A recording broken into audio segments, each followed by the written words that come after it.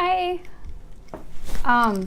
Yeah, it's 3 p.m. on a Thursday here in California, LA, and I was announcing that I was gonna go live today and talk about having a creative practice, and ideally a daily creative practice, and how to maybe start one if you've never started one before, and what the benefits of it are. I'm actually writing a blog post about it, so I link it below the video once it's ready. I recently attended a creative morning talk with Justina, and I'm gonna butcher her last name, Blakeney, and she was talking about her creative practice, and it just reconfirmed with me some of the things that I already sort of intuitively knew about why I wanted to do this for myself this year.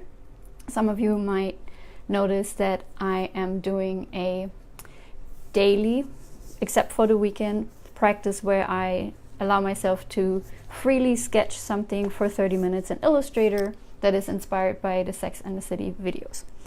So so some of the things that she was sharing was that she actually drew or created flower portraits for a while, where every day she would just take leaves and twigs and petals and just create these little portraits. And with these portraits, what she really liked, hi there, that was that she could do it daily and she could do it from anywhere, and she had just access to the creative materials easily. And this really made me laugh, because the way that I envisioned doing my creative challenge with myself was to be able to do it anywhere. So I am watching my Sex and the City episodes on this old school DVD player. Look at how old this is. This is like, I don't even know what year I bought this. And I bought this to watch fitness DVDs and to be able to go anywhere. This is heavier than the iPad. I just don't want to pay for the whole Sex and the City episodes again and get them in HD. So these are actually my DVDs. And I actually like, I'm such a collector of things. So I like this just for the visuals in it too. So I bought this, I don't know, over 7 years ago. So what Justina was talking about, and if you don't know Justina Blakeney, I'll link to her channels and her Instagram too, is how she gets bored of certain things and she has always new ideas. So when she was sharing her work about the flower portraits, eventually she just got tired of doing them. She had explored all she could, and then the people that she was presenting them to, her followers, her fans, were telling her, why did you stop? I really like them, and continue doing them. But she was just like, no, I'm done with it. And that's how I kind of feel about my creative practice, that, whoa, I kind of got a little bit uncomfortable because I made all these calculations. I'm going to do a year of this. But I sort of feel like, well, if I had enough of it, I'll just stop.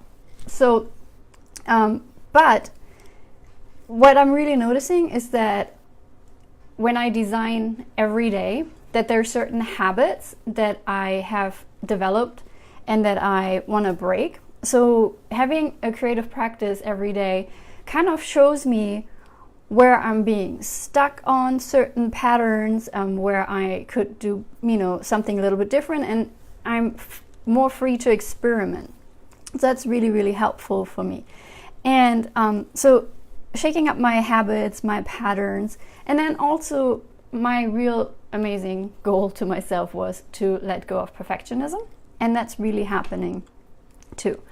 And then the other things that I was thinking about when Justina was sharing is how the outcome of it has really nothing to do with how good I am as a designer, and that what I am giving to myself with this creative practice is really this gift of time and self-care and exploration. And I get to surprise myself every day.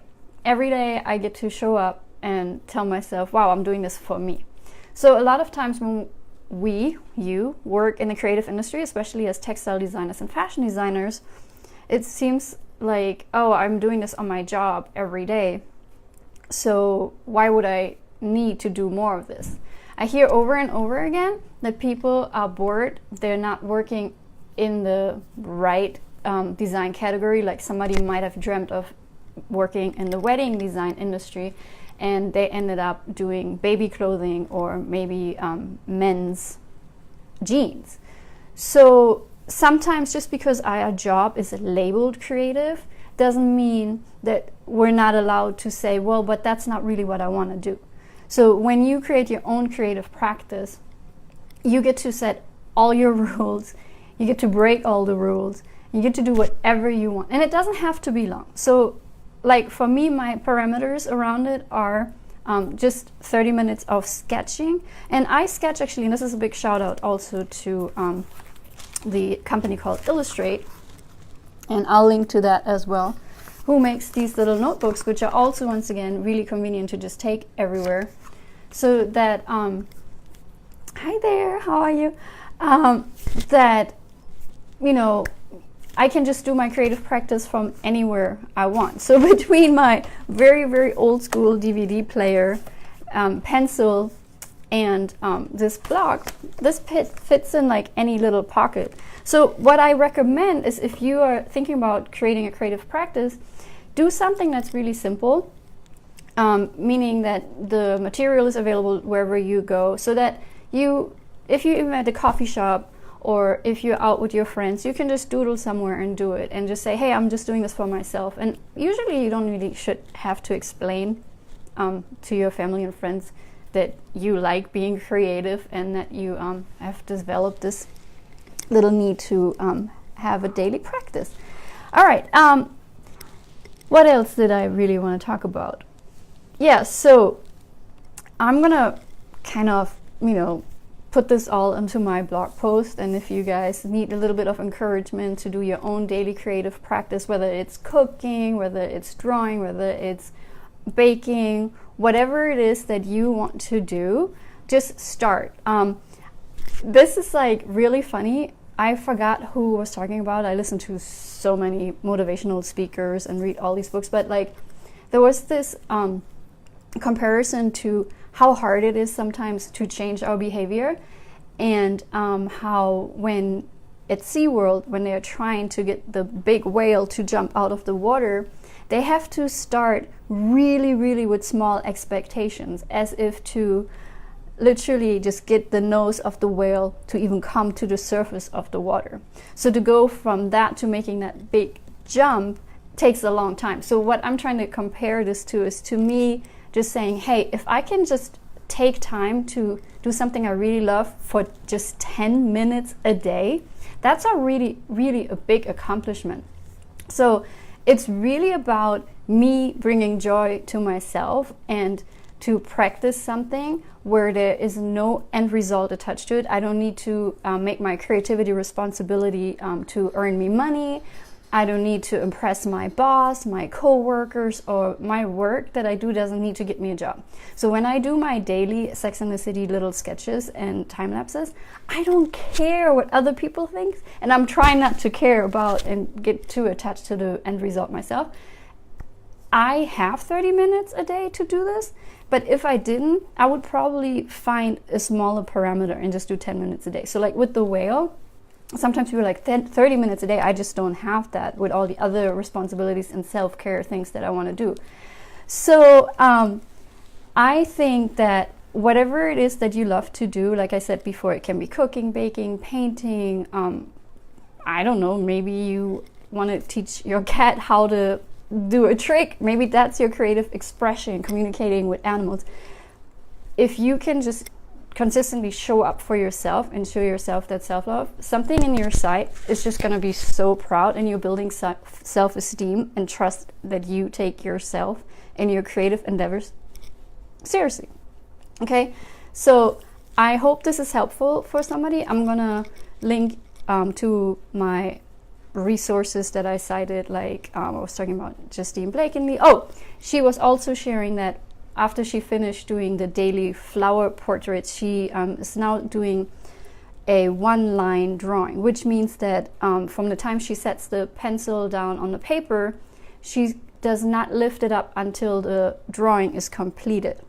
And I try to see if I can link to some of her work, because some of that work is really amazing, and you also have to stay in the moment with that daily practice, because once you set that pencil down, you know you committed to not letting go of the flow, which is also something I think is a tremendous benefit of your daily own creative practice, because once again, you get to really be in the moment and enjoy what you're doing. So with this pencil, you can't really be concerned about this being the next big Picasso piece, but you're just doing it to see what happens. And I think that's what it is. And I feel like I have like this little leprechaun spirit anyways. I like to mix things up. So I'm doing it for myself, and I'm just really having a lot of fun.